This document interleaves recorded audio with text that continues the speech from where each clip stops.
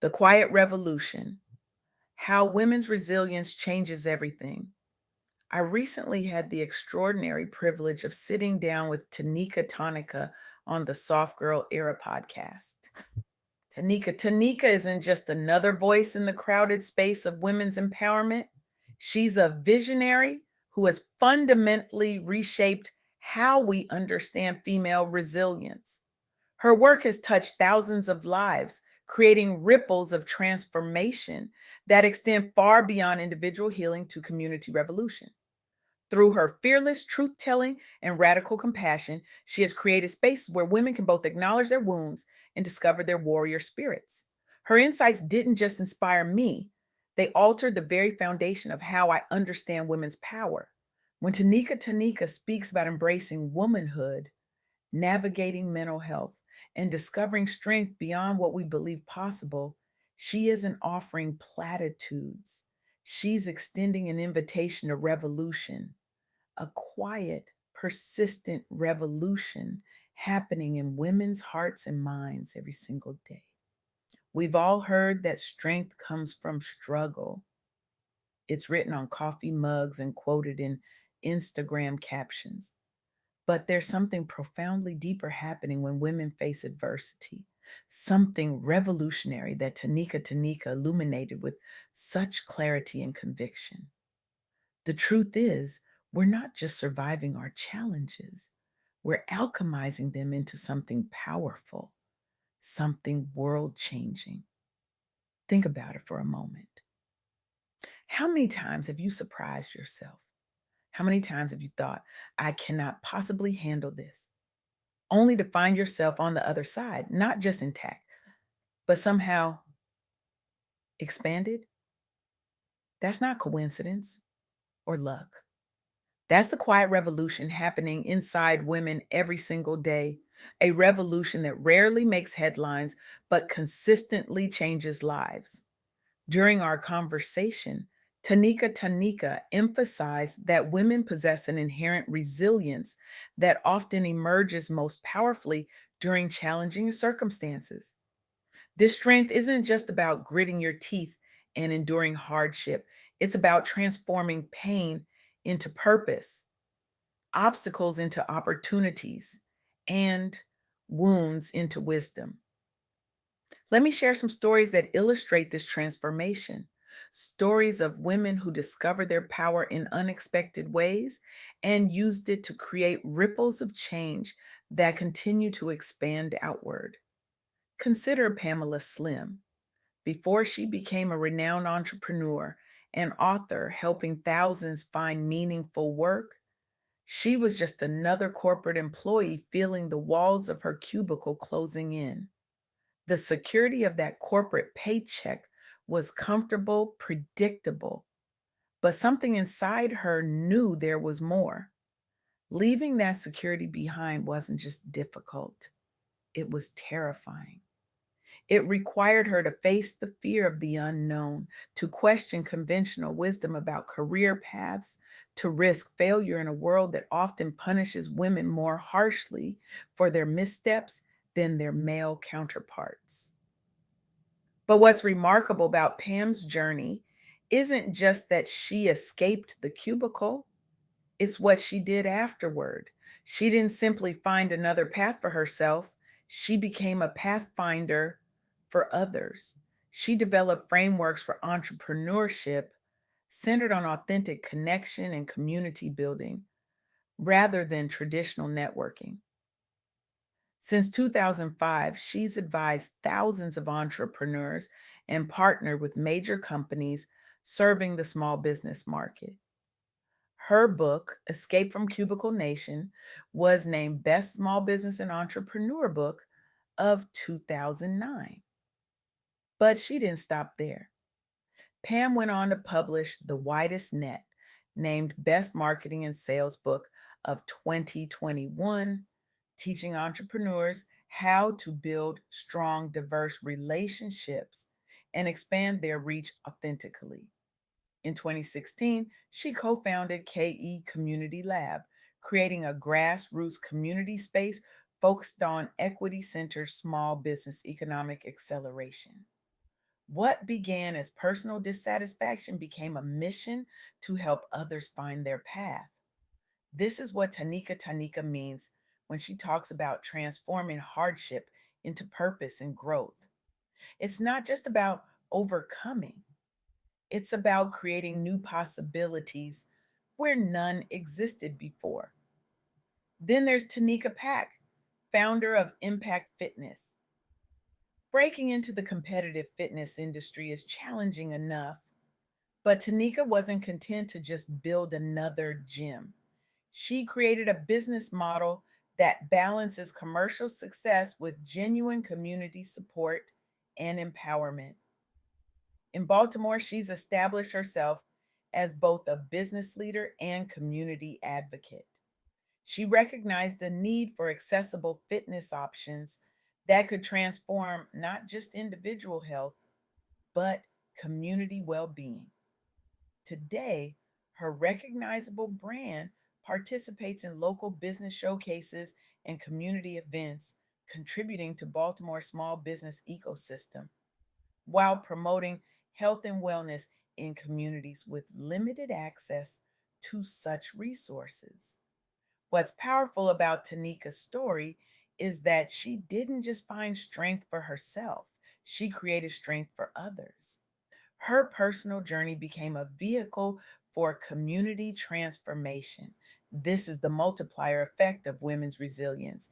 It rarely stays contained within one life. And then there's a story that stopped me in my tracks during my conversation with Tanika. The story of Baby Campbell, a distinguished Dalit writer from India who secretly wrote her autobiography, The Prisons We Broke, for 20 years before publishing it in 1986. Imagine that for a moment. 20 years of writing in secret, 20 years of documenting your truth while facing intersectional oppression as both a woman and a Dalit in India. 20 years of hiding your writing from your family due to gender expectations. Campbell kept her writing secret from family members for 2 decades due to her husband's traditional views about women's roles, noting that husbandness is the same in every man. When her autobiography was finally published, it became a significant literary work that exposed the realities of caste and gender oppression. Her persistence in writing, despite having to keep it secret, demonstrates extraordinary resilience and commitment to truth telling. Her work continues to illuminate the struggles of marginalized women and has become an important text in understanding gender and caste dynamics in India.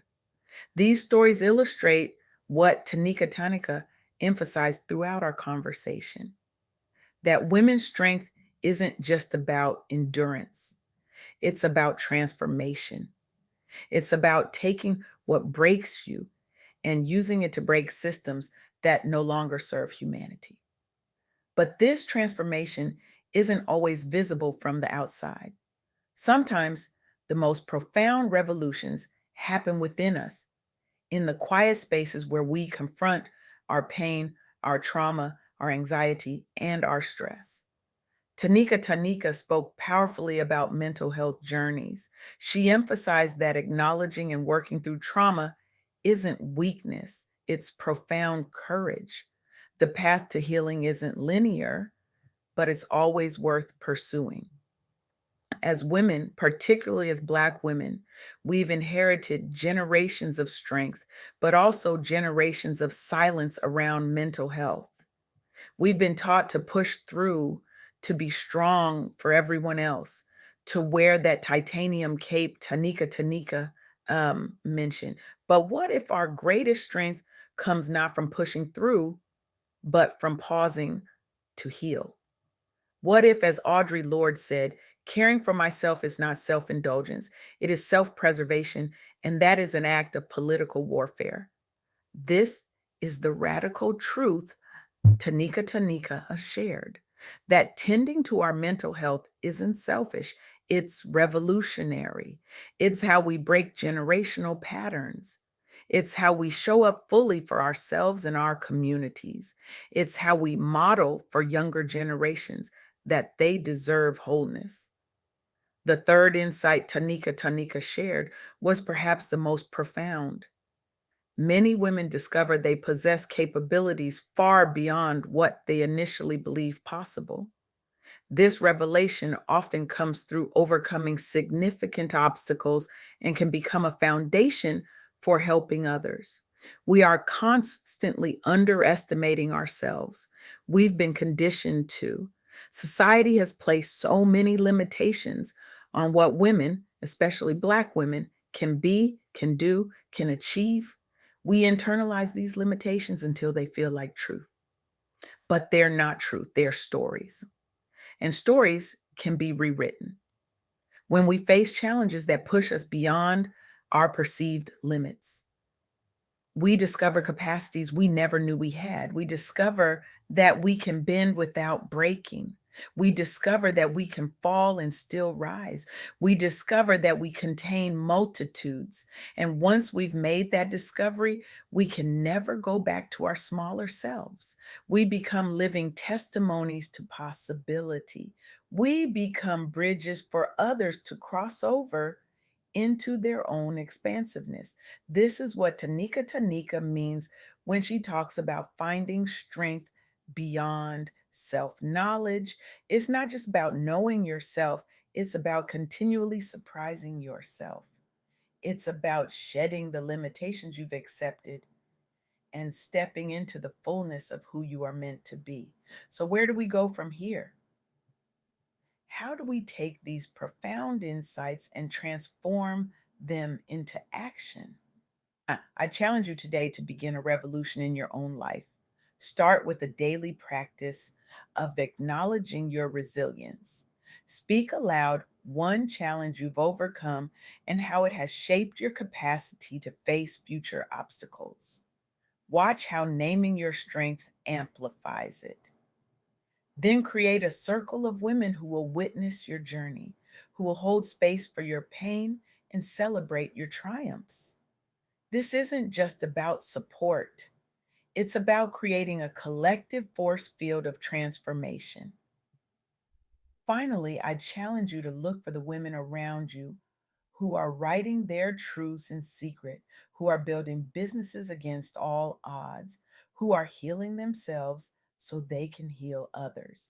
See them, amplify them, join forces with them. Because here's what I know with absolute certainty after my conversation with Tanika. The future belongs to women who understand that their softness is not weakness, it's their superpower. The future belongs to women who transform their pain into purpose. The future belongs to women who refuse to be defined by their wounds and instead use them to heal the world. This isn't just about personal empowerment, it's about collective liberation. When enough women embrace their inherent resilience, when enough women transform rather than merely endure, when enough women discover their boundless capacity, that's when everything changes. That's when the quiet revolution becomes a thunderous reimagining of what's possible. And that revolution, it starts with you. It starts now. It starts with the simple, radical act of believing that your resilience isn't just for surviving this world, it's for creating a better one.